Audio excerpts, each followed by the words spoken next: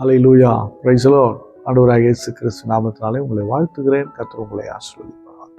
இன்றைய நாள் மெய்ப்பனின் சத்தம் ஒரு மிஷனரி குறித்து பார்க்கலாம். இங்கிலாந்திலிருந்து புறப்பட்ட ஒரு மிஷனரி, அவருடைய பெயர் ஜேம்ஸ் கால்வர்ட். இங்கிலாந்துலேருந்து புறப்பட்டு பிஜி தீவு போகிறார். அவர் நல்ல ஆண்டவருக்குள்ளே இருக்கிற ஒரு தேவனுடைய மனுஷன், நல்ல ஜெபிக்கிற ஒரு மனுஷன், ஆத்தும தாகம் உள்ள மனுஷன், அதுபோல் நல்ல படிப்பாளன். அப்படி இருக்கும்போது இந்த பிஜு தீவு மக்களை கேள்விப்பட்டு அவர் பிஜு தீவுக்கு போகிறாரு. போனீங்கன்னா அங்கே மக்கள் காட்டு மிராண்டிகள், நரமாம்சம், மனுஷன் அடித்து சாப்பிட்றவன் அங்கே போகிறாரு. அங்கே யார் யார் போகிறாங்கன்னா அவருடைய மனைவி மேரி பவுலர், அவருடைய நண்பர் ஜான் ஹண்ட், அவங்க கூட 3 பேர் சேர்ந்து போகிறாங்க. போயிட்டு அங்கே 1838 தீவுக்குள்ளே போய் மிகுந்த கஷ்டப்படுறாங்க. மக்களை மனம் திரும்ப வைக்கிறதுக்குள்ள அவ்வளோ கஷ்டமாக இருக்குது. ரொம்ப பிரயாசப்படுறாங்க, தேவனுடைய அன்பை சொல்கிறாங்க. ஆனால் என்ன தான் சொன்னாலும் அவங்களுக்கு வேதம் கிடையாது. அந்த விஜித்து மக்களுக்கு பைபிள் கிடையாது, அவங்க லாங்குவேஜில் பைபிள் கிடையாது. இது அவர் ரொம்ப பாதிச்சுது. அப்போது எப்படியா அந்த மொழியை கற்றுக்கணும்னு விரும்பினார். ரொம்ப கஷ்டப்பட்டு அந்த மொழியை கொஞ்சம் கொஞ்சமாக கற்றுக்கொண்ட அவருக்கு ஏற்கனவே அச்சுத்துறையில் கொஞ்சம் பழக்கம் இருக்குது, பிரிண்டிங் லைனில். அதனால் என்ன பண்ணுறார், 1856 இங்கிலாந்துக்கு போகிறார். மறுபடியும் 857 ஒரு வருஷம் கழிச்சு போகிறார், பிஜி தீவுக்கு போகிறார். போயிட்டு அந்த வேதாகமத்தை அவங்க மொழியில் எழுத ஆரம்பிக்கிறார். யார் மொழியில்? இந்த பிஜி தீவு மக்களுடைய மொழியில் அவர் எழுதுறாரு. பாருங்க, இன்றைக்கே கஷ்டம், அன்றைக்கி பாருங்கள் அவங்க மொழியில் கற்றுக்கிட்டு அதில் எழுதி படிக்கிற அளவுக்கு ஒரு என்ன பண்ணும் 10 இயர்ஸ் 10 வருஷம் உழைக்கிறார். 56 66 வரலையும் பைபிளை எழுதி அதை ஒழுங்கு 10 இயர்ஸ் ஆகுது. அவ்வளோ கஷ்டப்பட்டு அந்த மொழியில் டிரான்ஸ்லேட் பண்ணி அந்த பைபிளை கையில் கொடுத்துறாரு. ஹல்லேலூயா. அப்புறம் தென்னாப்பிரிக்கா மினிஸ்ட்ரி போகிறாரு. நல்ல வல்லமையாக செயல்படுறாரு.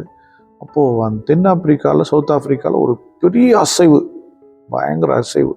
கிட்டத்தட்ட 1880 வரலையும், அதாவது கிட்டத்தட்ட ஒரு 14 இயர்ஸ் அங்கே இருக்கிறாரு. ஒரு பெரிய பலத்தை அசைவு கர்த்தர் உண்டு பண்ணுறாரு. மறுபடியும் அங்கேருந்து பார்த்தீங்கன்னா மறுபடியும் இது மக்கள், பிஜி தீவு மக்களுடைய நினைவாகவே இருக்கிறார் பாருங்க. அங்கே போய் அந்த பைபிளில் சின்ன சின்ன மிஸ்டேக்ஸ் அப்போ மிஸ் பண்ணியிருக்கிறாரு பாருங்க. மறுபடியும் அதை சரி பண்ணுறாரு, மறுபடியும் இன்னொரு டைம் சரி பண்ணுறாரு. சரி பண்ணி அந்த வேதாகமத்தை பூரணமாக அவங்க கையில் கொடுத்துட்டார். யோசிச்சு பாருங்களேன், ஒரு ஹைஜீனிக்கான சிட்டி தான் இங்கிலாந்து. எங்கிருந்து போய் தீவு மக்களை, காட்டு மிராண்டி மனுஷனை சாப்பிட்றவங்ககிட்ட போய் அவன் மொழியை கற்று அவனுக்கு சுவிசேஷம் சொல்லி அவனை தேவன்பு நடத்தி அவனை நாகரிகமாக மாற்றி எவ்வளோ கஷ்டம் பாருங்களேன். அவங்களுக்கு ஒரு 10 வருஷத்தில் அவங்க லாங்குவேஜ் கற்றுக்கிட்டு அதற்கு ஒரு எழுத்து மொழியை போட்டு அதுக்கு ஒரு பைபிளை எழுதி அதை கொடுத்துட்டு மறுபடியும் அங்கேருந்து சவுத் ஆஃப்ரிக்கா போய் 14 இயர்ஸ் அங்கே ஒரு ஸ்பிரிச்சுவலில் ஒரு பெரிய அசை உண்டு பண்ணிட்டு மறுபடியும் வாங்க போகிறாரு. மறுபடியும் சவுத் ஆஃப்ரிக்கா பிஜி தீவுக்கு போய் அங்கே பைபிளில் இருக்கிற குறைவுகள்லாம் சரி பண்ணி, சின்ன சின்ன மிஸ்டேக்ஸ் எல்லாம் சரி பண்ணி, வாட் அ மேன். என்ன ஒரு பெரிய மினிஸ்ட்ரி. நாம் என்ன செய்கிறோம்? இல்லை, நம்ம எதையாகில செய்கிறோமா? என்னையும் சேர்த்தான் நம்ம எதாவது செய்கிறோமா? நாம் எதாவது செய்யப்படி முயற்சிப்போம். ஸ்தோத்திரம் பண்ணுவோமா? ஸ்தோத்திரம் ஆண்டவரே, ஜேம்ஸ் கால்வர்ட்டுக்காக ஸ்தோத்திரம். எத்தனை அரிதான பணி, எத்தனை ஒரு மேன்மையான பணி ஆண்டவரே. ஒரு தீவையே உங்கள் அண்டைக்கு நேராக திருப்பின மனிதன். சவுத் ஆப்பிரிக்காவில் ஒரு பெரிய ஆவிக்குரிய புரட்சியை உண்டு பண்ணின மனிதன் ஆண்டவரே. அவருக்காக, வம்சத்தாருக்காக ஸ்தோத்திரம். பார்க்கிற ஆண்டவரே, பிள்ளைகளுக்காக ஸ்தோத்திரம்.